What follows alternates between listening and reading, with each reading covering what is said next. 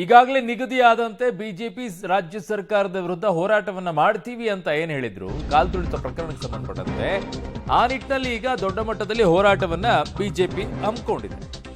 ಹೇಳಿದ್ರು ಅವರು 17ನೇ ತಾರೀಕಿಗೆ ನಾವು ಹೋರಾಟವನ್ನ ಮಾಡ್ತೀವಿ ಅಂತ. ಸರ್ಕಾರದ ವಿರುದ್ಧ ಬಿಜೆಪಿ ನಾಯಕರು ಈಗ ಪ್ರತಿಭಟನೆಯನ್ನ ಮಾಡ್ತಾ ಇದ್ದಾರೆ. ಸಿಎಂ ನಿವಾಸಕ್ಕೆ ಬಿಜೆಪಿ ನಾಯಕರು ಮುತ್ತಿಗೆ ಹಾಕುವಂತ ಯತ್ನವನ್ನ ಮಾಡಿದ್ದಾರೆ. ಫ್ರೀಡಂ ಪಾರ್ಕ್ ಬಳಿನೇ ಪೊಲೀಸರು ಅವರನ್ನ ತಡೆದಿದ್ದಾರೆ. ಬಿಜೆಪಿ ನಾಯಕರನ್ನ ವಶಕ್ಕೆ ಪಡೆದಿದ್ದಾರೆ ಪೊಲೀಸರು. ವಿಜಯೇಂದ್ರ, ಅಶೋಕ್ ಸೇರಿ ಹಲವರನ್ನ ವಶಕ್ಕೆ ಪಡೆದಿದ್ದಾರೆ. ಇವೆಲ್ಲವೂ ಕೂಡ ಏನು ಗೊತ್ತಾ, ನಾವು ಹಿಂಗೆ ಬರ್ತೀವಿ, ನೀವು ಹಿಂಗೆ ನಮ್ಮನ್ನು ಅರೆಸ್ಟ್ ಮಾಡ್ಕೊಳ್ಳಿ, ಹಿಂಗೆ ವಶಕ್ಕೆ ತೊಗೊಂಡೋಗಿ, ಇದೊಂದು ಸೇಮ್ ಒಂದು ಫಾರ್ಮ್ಯಾಟ್ ಆದಂಗೆ ಆಗ್ಬಿಟ್ಟಿದೆ.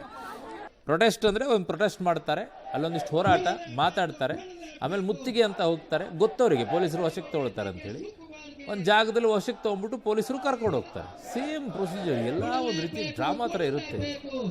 ಯಾವ ಕಾಂಗ್ರೆಸ್ನವ್ರು ಮಾಡಿದ್ರು ಅಷ್ಟೇ, JDSನವ್ರು ಮಾಡಿದ್ರು ಅಷ್ಟೇ, BJಪಿಯವ್ರು ಮಾಡಿದ್ರು ಅಷ್ಟೇ. ಅದೊಂದು ಡ್ರಾಮಾ. ಹೋರಾಟ ಮಾಡಿದಂಗೆ ಮಾಡ್ಬಿಟ್ಟು ನಾವೇನೋ ಹೋರಾಟ ಮಾಡ್ತಾ ಇದೀವಿ ಅಂತ ಒಂದಿಷ್ಟು ಘೋಷಣೆಗಳು, ಆಮೇಲೆ ಸೀದಾ ಮುತ್ತಿಗೆ ಅಂತಾರೆ. ಮುತ್ತಿಗೆ ಅಂದರೆ ಅರ್ಥ ಮಾಡ್ಕೊಂಡ್ಬಿಡ್ಬೇಕು, ಹಾಂ ಪೊಲೀಸರು ಬರ್ತಾರೆ, ಈಗ ಬಸ್ ತುಂಬ್ಕೊಂಡು ಹೋಗ್ತಾರೆ ಅಂತೇಳಿ. ಹಂಗೆ ಈಗ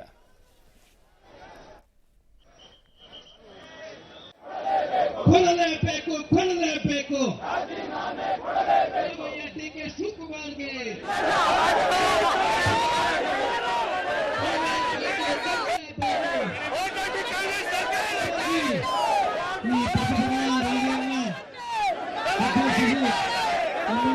ವಿಪಕ್ಷ ನಾಯಕರಾಗಿರ್ತಕ್ಕಂಥ ಅಶೋಕ್ ಅವರು, ಸರಿಯಾದ ನಾರಾಯಣಸ್ವಾಮಿ ಅವರು, ಮುಖ್ಯಮಂತ್ರಿಗಳು ತಮ್ಮ ಜನಪ್ರಿಯತೆಯನ್ನು ಹೆಚ್ಚಿಸಿಕೊಳ್ಳುವ ಸಲುವಾಗಿ, ಉಪಮುಖ್ಯಮಂತ್ರಿಗಳು ತನ್ನ ಜನಪ್ರಿಯತೆಯನ್ನು ಹೆಚ್ಚಿಸಿಕೊಳ್ಳುವ ಸಲುವಾಗಿ ಹುಚ್ಚಾಟಕ್ಕೆ ಏನ್ ಬಿದ್ರಿ ನೀವು? ನಿಮ್ಮ ಹುಚ್ಚಾಟದ ಪರಿಣಾಮವಾಗಿ ರಾಜ್ಯದಲ್ಲಿ ಇವತ್ತು, ಅಲ್ಲಿ ಬೆಂಗಳೂರಿನಲ್ಲಿ ಇವತ್ತು ಚಿನ್ನಸ್ವಾಮಿ ಸ್ಟೇಡಿಯಂ ಅಲ್ಲಿ ಇವತ್ತು ಅಮಾಯಕರು 11 ಜನ ಪ್ರಾಣಗೊಂಡಿದ್ದಾರೆ.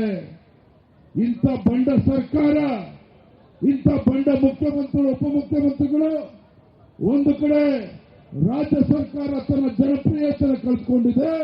ಇವತ್ತು RCB ವ್ಯಕ್ತಿಗೆ ತಮ್ಮ ಬೇಳೆನ ಬೇಯಿಸ್ಕೊಳ್ಳಕ್ ಹೊರಟು ಇವತ್ತು 11 ಜನ ಸತ್ತಿರ್ತಕ್ಕಂಥದ್ದಲ್ಲ, ರಾಜ್ಯ ಸರ್ಕಾರವೇ ಈ 11 ಜನ ಮರಣದ ಏನು ಪ್ರಾಣವನ್ನು ಕಳ್ಕೊಂಡಿದ್ದಾರೆ. ರಾಜ್ಯ ಸರ್ಕಾರ ಪ್ರಾಯೋಜಿತ ಕೊಲೆ ಹೊತ್ತಾಗಿರ್ತಕ್ಕಂಥದ್ದು. ರಾಜ್ಯ ಸರ್ಕಾರ ಪ್ರಾಯೋಜಿತ ಕೊಲೆ ಪರಿಣಾಮವಾಗಿ 11 ಜನ ಸತ್ತಿರ್ತಕ್ಕಂಥದ್ದು. ಹಾಗಾಗಿ ಭಾರತೀಯ ಜನತಾ ಪಾರ್ಟಿ ನಾವಿವತ್ತು ಆಗ್ರಹ ಮಾಡ್ತಾ ಇದ್ದೇವೆ, ಲಜ್ಜೆಗೆಟ್ಟ ಈ ಕಾಂಗ್ರೆಸ್ ಸರ್ಕಾರ ಏನಿದೆ, ಈ ರಾಜ್ಯದ ಮುಖ್ಯಮಂತ್ರಿಗಳು, ಉಪಮುಖ್ಯಮಂತ್ರಿಗಳು ನೈತಿಕ ಹೊಣೆಯನ್ನು ಹೊತ್ತು 2 ವರ್ಷ ಆಡಳಿತ ಅಲ್ಲ, 3 ದಿನ ಆಡಳಿತ ನಡೆಸ್ತಿರ್ಲಿಲ್ಲ.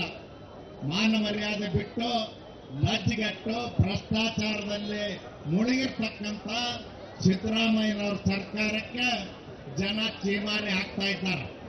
ಬಂಧುಗಳು ಅಷ್ಟೇ ಅಲ್ಲ, ಮೊನ್ನೆ ದಿನ ಕ್ಯಾಬಿನೆಟ್ ಸಭೆ ಮಾಡಿ ಹಿಂದುಳಿದ ವರ್ಗಗಳ ಕಾಂತರಾಜ್ ಆಯೋಗದ ವರದಿಯನ್ನ 100 ಕೋಟಿ ರೂಪಾಯಿ ಖರ್ಚು ಮಾಡಿ ತಿರಸ್ಕಾರ ಮಾಡಿದ್ದಾರೆ. ಇವರ ಆಡಳಿತದಲ್ಲಿ 700ಕ್ಕಿಂತ ಹೆಚ್ಚು ಜನ ಬಾಣಂತಿ. ಮುಖ್ಯಮಂತ್ರಿ ಸಿದ್ದರಾಮಯ್ಯ, ಉಪಮುಖ್ಯಮಂತ್ರಿ DK ಶಿವಕುಮಾರ್ ಅವರು. ನಿಮ್ಮ ಕ್ರೆಡಿಟ್ ವಾರ್ನಲ್ಲಿ ನೀವು ಅಲ್ಲಿ ಬಂದು